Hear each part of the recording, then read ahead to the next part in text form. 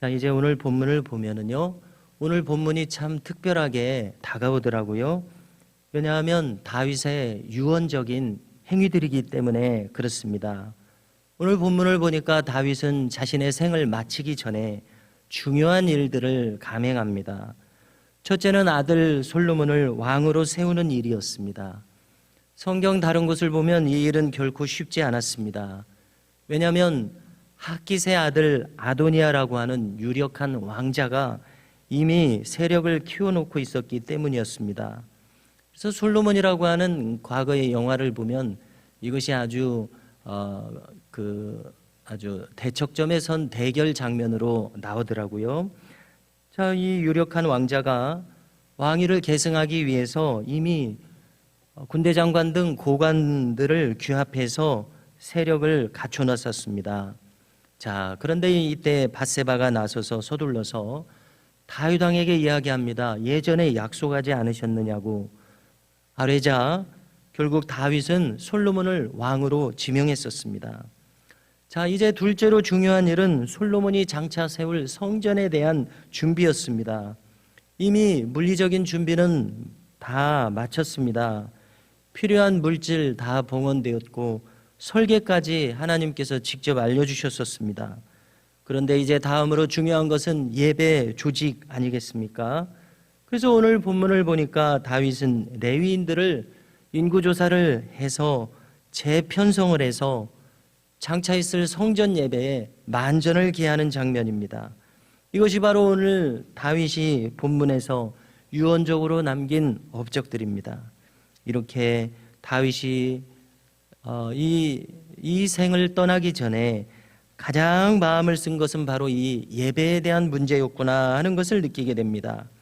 그래서 이를 통해서도 우리가 알 수 있는 것은 다윗에게는 과연 하나님을 섬기는 일이 가장 중요한 사람이었구나, 이런 느낌을 또 받습니다. 자신은 물론 이스라엘 백성들 전체가 하나님 앞에서 예배자로 서게 해서 이렇게 살아가도록 하는 나라가 되게 하는 것, 이것이 바로 다윗이 가진 최후의 목적이었음을 오늘 본문을 통해서도 잘 알게 되며 이것은 우리 모두에게 참 큰 귀감이 된다고 생각됩니다. 그야말로 예배 중심의 사고방식과 생활 방식을 자신이 추구할 뿐만이 아니라 함께하는 모든 백성들도 이렇게 살도록 그는 이끌고 있었습니다. 그래서 이것이 참으로 합당하다고 생각되는데요. 이것은 우리의 일생에 있어서 과연 영원토록 남을 것은 무엇인가 생각할 때에 정말 그렇다고 여겨집니다. 물질이 필요하고 있어야지만 우리가 이 인생을 살아갑니다마는 모순되게도 그 물질의 속성은 결코 영원하지 않습니다. 그저 이제 필요해서 쓰는 소비재나 또는 윤활유 같은 그러한 느낌을 줍니다. 그야말로 영원성이 그 안에 없다는 것을 우리가 다시 확인하게 됩니다. 그렇지만 예배는 정말 다릅니다. 예배야말로 영원한 것이라고 점점 이 인생을 살아가면서 확인하고 또 재확인하게 됩니다. 그래서 다윗도 온 인생을 산 결과 이제 이 생을 떠나가는 마당에 참으로 중요한 것은 바로 이 예배임을 알았기에 이것을 재정비하는 것을 그의 최후의 업적으로 시행했다고 생각합니다. 그래서 이 모든 조직을 이루는 것이 오늘 본문에 나와 있는데요. 이것을 한마디로 정리하는 구절이 다음의 구절이라고 생각됩니다. 26절을 보시게 되면 이렇게 기록합니다. 레위 사람이 다시는 성막과 그 가운데서 쓰는 모든 기구를 맬 필요가 없노라. 법궤를 예루살렘으로 모시고 올 때에 우사와 아요가 그 법궤를 모시는 법을 잘 몰라서 손을 대서 그 자리에서 직사하지 않았습니까? 자, 이렇게 참 두려운 일이었는데요. 이제 이 성전을 세우게 되면 법궤를 옮겨 다닐 필요가 없다는 것입니다. 그래서 이 한마디로 예배에 대한 재정비가 다 포함되는 것 같습니다. 하나님은 이제 더 이상 성막이 광야에서 옮겨진 것처럼 옮겨지며 모셔질 필요가 없었습니다. 성전을 세우게 되기 때문에 그렇죠. 성막 시대는 종말을 고하고 성전 시대가 이제 열릴 찰나이기 때문에 그랬습니다. 자, 이 점은 우리에게도 시사하는 바가 있다고 생각합니다. 왜냐하면 인간의 삶이란 생물과 같은 것이어서 살아 움직이기 때문에 그렇습니다. 그러므로 우리가 때때로 느끼게 되는 것은 과거의 법전이, 과거의 법규가 오늘 현대에는 잘 적용되지 않는 것을 가끔씩 우리가 느끼게 되지 않습니까? 그럴 때는 과감히 뜯어 고쳐야 할 필요성을 느낍니다. 예배 환경도 마찬가지였습니다. 이제는 더 이상 성막이 아니라 성전에서 예배하는 것이기 때문에 우선 법궤를 옮길 필요가 없어졌습니다. 그러기에 레위인들의 역할도 달라져야 했다는 것입니다. 그래서 다윗은 3만 8천 명이나 되는 이 레위인들을 재조직했습니다.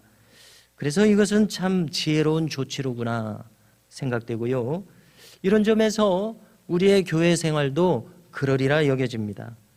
영원히 고정된 영원 불멸의 규칙은 없다고 봐야 하지 않겠는가 생각합니다. 그래서 그때그때의 상황과 형편에 따라서 가장 좋은 길과 방법을 찾는 것이 지혜로운 일이라고 보여집니다. 오늘 본문의 다윗처럼 우리도 새로운 시대에 새로운 방법과 우리 자신의 역할을 찾는 이런 지혜, 그리고 또 그때의 사명의식이 필요하다고 생각됩니다. 오늘 내용을 보니까 레위인은 오직 성전 봉사만을 감당한 것은 아니었습니다. 3만 8천 명 중에 레위인 중에서 2만 4천 명은 성전에서 순수히 봉사하는 이들이었고 6천 명은 관원과 또 재판관이었습니다. 그래서 이 계속 이어질 왕조 시대에 재판관이 바로 이 레위인들로부터 조달된다는 것이 참 인상적으로 생각됩니다.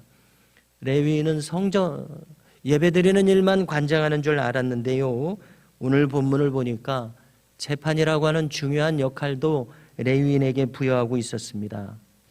아무래도 본질적인 것을 생각한다면 인간의 살고 죽는 문제를 판단하는 이 재판하는 일이 아무래도 하나님을 대신하는 성격을 가지기 때문에 이것을 다른 지파보다는 레위 지파에게 맡기는 것이 옳다고 이렇게 판단한 것 같습니다. 또 이어서 4천 명은 문직입니다. 4천 명은 찬양대로 조직했습니다. 그리고 레위 자손 전부를 모두 24계조로 편성을 해서 24반열의 순번대로 성전에서 돌아가며 봉사하도록 했습니다. 그래서 이것을 1년이 52주인 것을 감안해 보면 이 24반차의 레위인들은 1년에 한 2주 정도 성전에서 전적으로 봉사하는 기간을 가졌었겠구나 이렇게 짐작하게 됩니다. 그리고 성경 다른 곳에서는 유월절과 같은 큰 절기에는 모든 레위인들을 다 동원했다고 이렇게 전해지고 있습니다. 이렇게 다윗은 자신이 이 세상을 떠난 후에 장차 이루어질 성전 예배를 대비하면서 오늘날의 표현대로 하드웨어인 이 성전 건축 재료와 소프트웨어인 이 예배 봉사자들을 잘 준비되도록 만전을 기한 것을 알 수 있습니다.